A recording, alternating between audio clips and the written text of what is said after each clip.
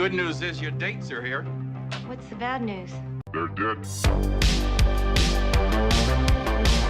Oh, you're so cool, Brewster.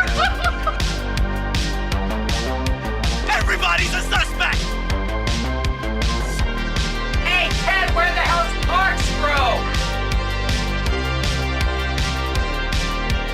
Don't fuck with the Chuck. Welcome back to Toe Tag Reviews. I'm Chuck, and today we're going to be talking about The Cabin in the Woods. It came out in 2012 and was directed by Drew Goddard. This is Drew Goddard's directorial debut, and what a fucking debut. Bravo, good sir. Bruce Campbell was originally considered over Sigourney Weaver. I'm pro Bruce Campbell all day. I would gladly love to see him over that. It just seems fitting. It's literally a cabin in the woods. Have you not seen an Evil Dead movie? Marty's bong mug cost a whopping $5,000. 5 G's. Are you kidding me? Like, that thing is insane. Before we get into the review, make sure you are subscribed and you have the bell notification on. It helps our channel grow. So with all that being said, onto the film! The movie begins with some underground government building right off the rip. If the government is involved in a horror movie, you can bet it's gonna go south very quickly. We see a group of friends packing and getting ready to go to a, you guessed it, cabin in the woods. Marty shows up, and tell me that is not the sickest movie prop ever. A fucking bong mug? Bug? Mong? I don't know. Wait, did Marty just lock the fucking door with his windows down? Come on, bud. As they leave, we can see that they're being watched by someone on top of their building. They stop for gas and encounter this really creepy, odd character named Mordecai. Yes, Mordecai. Dude's a complete asshole, but it turns out he's in on the entire thing. The gang heads up to the cabin. They go through a tunnel, but what they don't see is when they're inside the tunnel, the bird hits a force field, and that comes into play later on. Back at HQ, we see everybody in some sort of betting circuit. This has my favorite line throughout the entire movie. I don't know. What do you think? More than anything, I just want this moment to end. It also includes the best dance I've ever seen in my entire life. The gang plays Truth or Dare. Jules has to make out with a wolf head.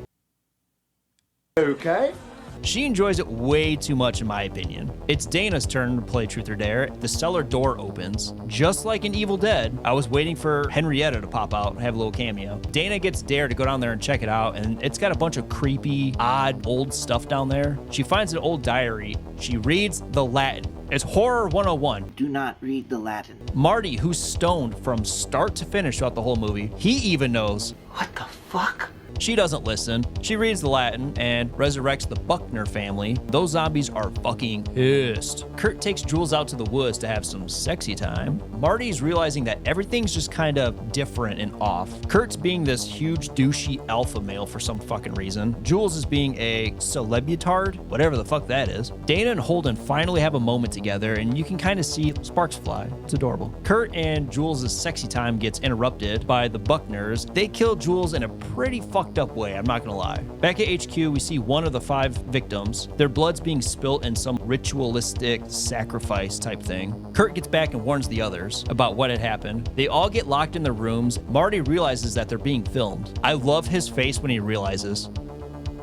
Marty gets attacked. We see his blood being spilled as well. Dana and Holden go to the basement. They get attacked by this zombie Undertaker-looking motherfucker. Dana ain't fucking around. She stabs him repeatedly. She even stabs him in the eye. Fucking ouch. Kurt grabs them and they finally make it outside. They make it to the Rambler and go, bye! At HQ, we see it's not only them, but it's every country in the world. They're doing the same thing, the same ritual. It's completely fucked up. There's no way around it. Rituals are fucked up. They almost make it out of the tunnel, but it collapses. Kurt gets the bright idea to take his dirt bike and launch over the cliff onto the other side, and here's where that force field comes into play. Prior to him jumping, he gives some cringy speech about getting fucking tanks and choppers and roll it, James. I'm coming back with cops and choppers and large fucking guns, and those things are gonna pay. It's so bad, dude. That part makes me cringe so fucking bad. Dana and Holden get back in the Rambler and they start heading back. Holden gets stabbed through the throat, but he ends up crashing the Rambler into the lake. Dana swims to a dock and has a showdown with Zombie Undertaker. I don't know his name. I know he's part of the Buckner family, but he's Zombie Undertaker. At HQ, they're all partying, living their best life. Keela is my lady! My lady! Come on in, guys. When the phone rings from upstairs, they all shit their pants simultaneously. They realize that one person's still alive. Plot twist, it's my boy Marty. Marty found an elevator and wires it to go down. As they head down, they literally see everything from nightmares, from evil spirits to werewolves, great value brand of Pinhead. He looks sweet though, I'm not gonna lie. They make it down all the way to HQ and we hear the sinister voice over the PA. You shouldn't be here. What's happening to you is part of something bigger. Dana says fuck it and releases all the monsters. Literally every single thing. She releases it. It's fucking chaos. Literally all hell is breaking loose. It's so cool. The whole movie, Hadley keeps talking about wanting to see a merman. Here is the VHS rewind moment. Clear. Clear.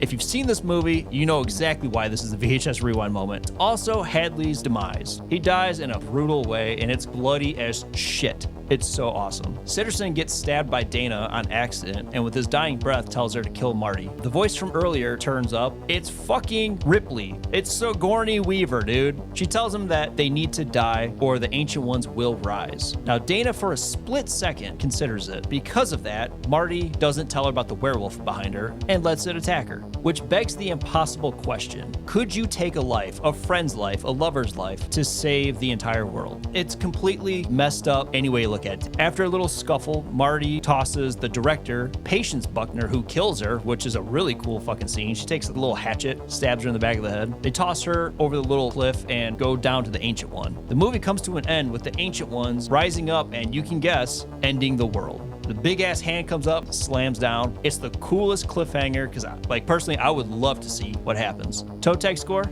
5 out of 5. This movie is so fun from start to finish. It's a perfect satire for all things horror. It's got all the douchey stereotypes, the virgin, the burnout, the jock, the slut, and the scholar. It's got all the tropes that you want. It's got homages throughout left and right. Even the whiteboard, you see all the different monsters from different movies. Such a well meticulated movie from start to finish. I have yet to meet somebody who doesn't like The Cabin in the Woods. It's just such a fun, all-around good movie. What are your thoughts on it? Did you love it? Did you hate it? Let me know down below. And as always, I'm Chuck. Don't forget to like, subscribe, and until then, see you later.